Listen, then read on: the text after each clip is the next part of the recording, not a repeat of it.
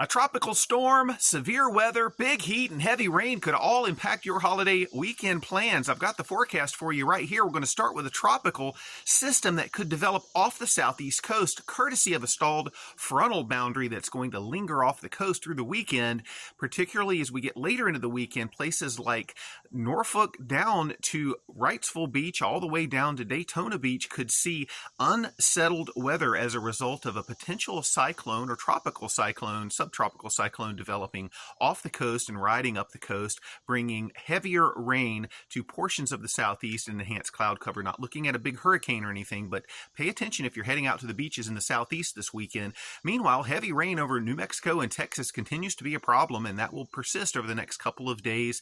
Severe weather is in the picture over the northern plains today, back into Montana and potentially around the Great Lakes, and that will shift into the northeast tomorrow. Great Lakes still has a potential for severe weather, and the Dakotas get in on the action tomorrow. Eastern Nevada potentially today as well. So we're looking at little pieces of energy moving through instability. So we're going to see isolated to widely scattered wind and hail reports in some of those areas.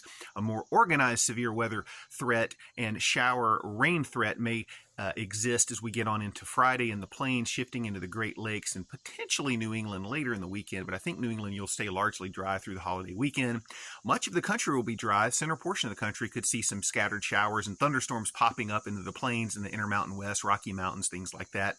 Big heat building back into the plains with hundreds up into eastern Montana and 90s to hundreds in South Dakota and the Central Plains as we head on through the next couple of days. That heat will shift east as we go into the weekend. 90s across much of the nation as we get on into the holiday weekend, but it should be a fairly nice weekend for much of you. I've recorded a full video on YouTube. It's there, so take a look at it at Real Cold Rain, and that's the forecast for today, folks. Be back tomorrow with another update.